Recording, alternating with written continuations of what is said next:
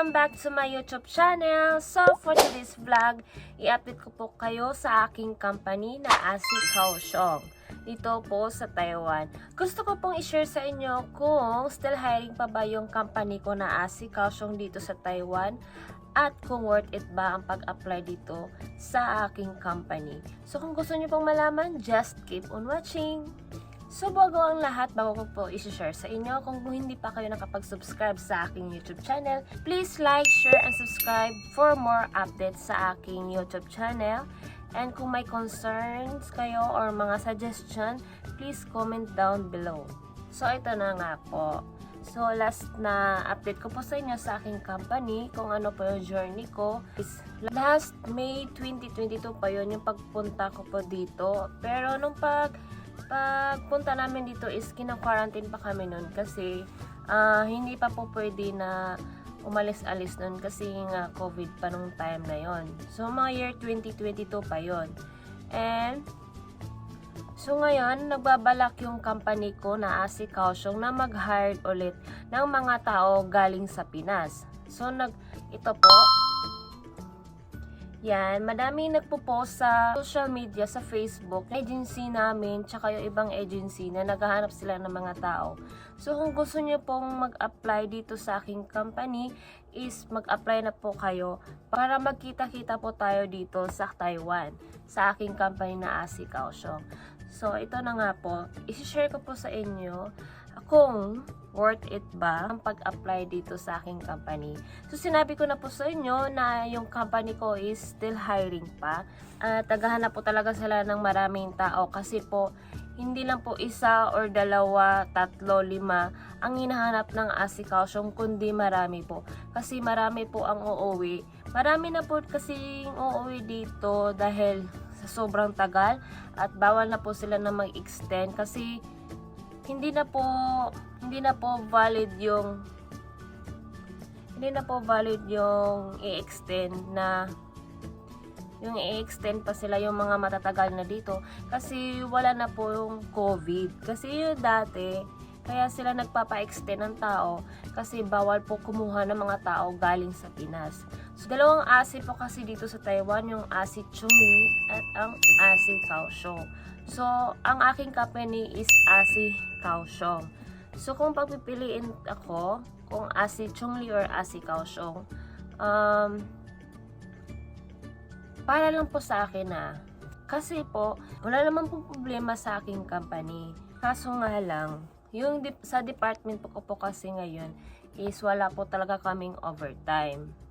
Kung tatanungin po ako kung worth it ba ang pag-apply dito sa ASI Kaohsiung, is worth it naman po. Kaysa naman po pipiliin kung Pinas ka or dito sa Taiwan. At least dito sa Taiwan may trabaho ka, pero sa Pinas wala kang trabaho, nga ka. So mas worth it po ang pag-apply dito sa ASI Kaohsiung kasi hindi po lahat ng department ay walang overtime. Sa akin lang, wala kaming overtime.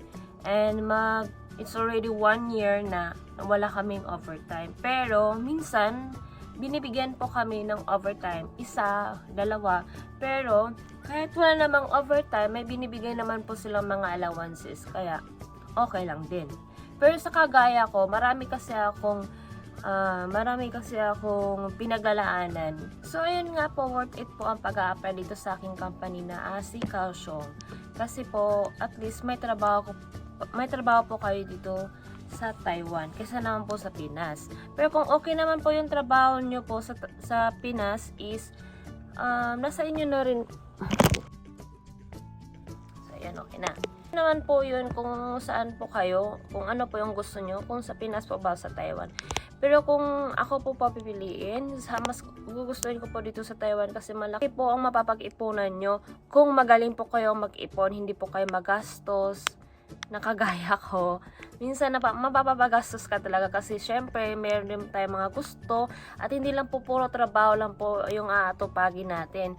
Pero kung isa ko pong breadwinner sa pamilya nyo, talagang hindi po talaga kayo makakapag-ipon ng sobrang malaki kasi nga may pinaglalaanan ka para sa pamilya mo, sa future mo at sa sa mga savings or sa mga gusto nyo po. So ngayon nga po, Yung aking department dito sa ASE Kaohsiung is wala po talaga kaming overtime.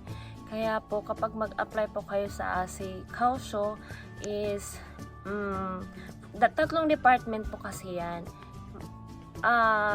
May ASE Kaohsiung Material, ASE Kaohsiung Test, or ASE Kaohsiung Incorporated ata. So yung sinasabi ASIMAT po yung short term ng aking department. ASIMAT po ako nabilong. So, sa ASIMAT kasi hindi po lahat na may overtime. So, kami po, wala po talaga kaming overtime. And sa ibang ASIMAT na department is may overtime po sila lagi. Nakapag 6-1. So, ang ibig sabihin po ng 6-1 is isang araw po yung day off nyo at 6 na araw yung pasok nyo. So, the rest po ng 6 na araw is yung overtime. So, alam nyo naman po na kapag nagtatrabaho tayo is malaki lang yung sahod natin kapag may overtime po tayo. Yung mga nag-a-apply po sa Pinas is kung ano po yung naipapasa nila na company dito sa Taiwan is nag-grab agad sila. Kasi pag nakapunta na po kayo dito sa Taiwan, kung nag-lay off po yung company nyo, pwede po kayong mag-apply lang po dito sa Taiwan. Kasi naman po nakatinggang lang kayo doon sa Pinas, tapos nag-aantay kung kailan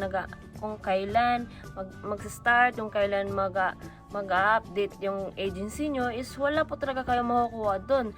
Kasi nasa Pinas po kayo, so mahirap. Mas maganda na po na dito kayo sa Taiwan na nag-aantay para diretso na pupunta nyo na po yung mga company dito at pwede po kayo mag-apply. So, ganito na lang ang gagawin nyo. Kapag dito na po kayo sa Taiwan, nag-lay off man po yung company nyo, is pwede po kayo mag-apply po sa ibang mga company dito. So, gaya ng sabi ko, ganyan din po ang gagawin ko. Before ng May 2025, is nakapag-apply na ako sa ibang company dito at naipasa ko na at ready na ako for transfer sa ibang company. Kasi po, yun na nga po sinabi ko na po sa inyo, kung isa ka pong breadwinner or marami ka pong pinaglalaanan is hindi po sapat yung sahod ko po dito sa ASE Kaohsiung kasi nga po wala po talaga kaming overtime. So sa mga kasamahan ko po na may mga overtime is mag-i-extend po sila dito sa ASE Kaohsiung kasi maganda po yung napuntahan nilang department. Sa akin po kasi hindi po talaga maganda, kaya napag-isipan ko po talaga na lumipat sa ibang company. And bawal po kasi mag-apply sa ibang company kapag hindi pa po tapos yung kontrata nyo po dito sa ASE Kaohsiung. Kasi pangit naman po na mag-apply po kayo sa ibang company na break contract po kayo. Hindi po yan tinatanggap na ibang company na mag-apply po kayo sa kanilang mag-apply po kayo sa kanila na break contract po yung rason ng pag-apply nyo po sa kanila.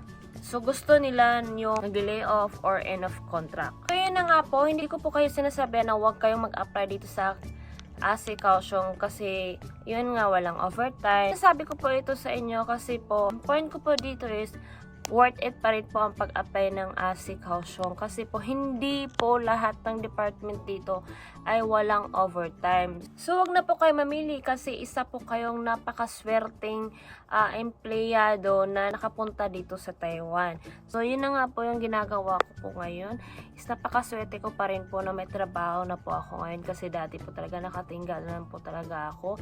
3 years ba naman na nakatinggal ka sa Pinas? Sige, pag-iisipan mo, doon ka makatinggal sa Pinas, tapos wala kang trabaho, diba? Dito ka sa Taiwan, may trabaho ka, may nakukuha kang sahod, nabibili mo pa yung mga gusto mo, natutulungan mo pa yung pamilya mo. O, diba, worth it pa rin po ang pag-apply ng ASE Kaohsiung. So, kailangan ko talaga na mag-overtime. Kaya, need ko talaga ng pera. Yun naman talaga yung point natin dito na sa pag-apply ng Taiwan, diba? Hindi naman natin ay pagkakailayan na kailangan talaga natin ng pera sa buhay natin. Kasi kung wala tayong pera, wala tayong silbi sa mundo. Kailangan talaga tayo magsumikap, mag-isa. Kasi pagdating ng araw, walang tutulong sa atin kung sakali, 'di ba? So kailangan mo talaga na maging independent woman. At saka, kung mag-apply man po kayo dito sa Taiwan, is ready po yung loob nyo. Sarili nyo lang po ang masasandalan nyo. Depende lang po sa inyo kung kung napaka-friendly mong tao. Syempre, need mo rin na maging friendly para meron ka rin kasangga sa buhay or maging kabiyak ng buhay mo. Pero syempre, hindi naman lahat ng pagkakataon is nakakasama mo sila at matutulungan ka nila. Kasi minsan, isa rin sila sa mga dahilan kung bakit kasiraan or nawawalan ka ng peace of mind. Ito po, itong background ko po, ito po yung bahay ko po, silbing peace of mind. Hindi, yun nga, ito yung bahay-bahayan ko sa loob ng 3 years. So, ayan. Kapag pupunta ka dito sa Taiwan, yung silbing tahanan mo sa loob ng 3 years at dito ka, after ng work mo, syempre matutulog ka. Dito mo lahat magagawa yung lahat ng mga gusto mo. Syempre makapagpahinga, yung pagpawala ng mga stress mo, syempre kumakain, nanonood ng mga gusto mong panoorin. Kung may mga comments kayo or mga gusto niyo papagawa sa akin or itanong sa akin, is comment na lang kayo sa baba para sagutin ko po lahat ng mga tanong niyo. Okay? So, sa mga kababayan ko dyan sa Cebu, is mag-apply na po kayo kasi worth it po talaga ang pag-apply dito sa si Kaohsiung. Pero pupunta pa rin po kayo sa Maynila kasi syempre doon po yung agency ko. So, thank you guys for watching. Sana hindi po kayo magsasawang panoorin yung mga videos ko. Please watch my videos para naman po malagdagan naman po yung mga views. At saka may mga learnings kayo. Learnings? May mga na catch up na idea sa pagpunta dito sa Taiwan kung ano yung company ko. So, God is good all the time. Thank you for watching. Bye-bye!